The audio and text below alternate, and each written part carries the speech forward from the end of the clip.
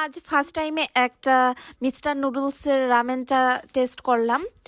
এর আগে আমার খাওয়া হয়নি, আমি দু একবার ভিডিও দেখেছি, এর জন্য ভাবলাম যে আজ একটু ট্রাই করা যায়। আসলে আজ আমার হঠাৎ করে এই নুডলসটা চোখে পড়েছে, এর জন্য আমিও কিনে নিয়ে আসলাম, বাট বড় প্যাকেট ছিল না, এর জন্য মিনি দুইটা নিয়ে আসছি।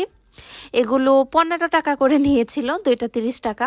এই তো আমি কেটে নিলাম, আর ভেতরে কোরিয়ান যে রামেনটা থাকে ঠিক ওই টাইপেরই ছিল।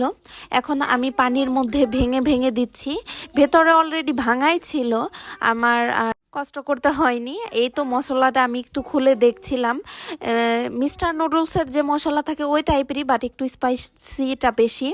ফার্স্ট আমি এক প্যাকেট দিয়েছিলাম, বাট একদম অল্প হয়ে গিয়েছে, পরে আমি পরেরটাও দিয়ে দিয়েছি। নুডলসটা ভালোভাবে সিদ্ধ করার পরে এখন আমি মশলাগুলো দিয়ে নিলাম।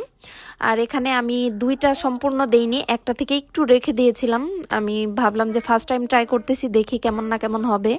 এই তো আমি একটু মিক্সড করে নিচ্ছি, আর একটু ঝোলঝোল টাইপের রাখবো। এই তো এটা ছিল ফাইনাল লুক। খেতে ভালোই ছিল, বাট আর একটু স্পাইসি হলে ভালো লাগতো।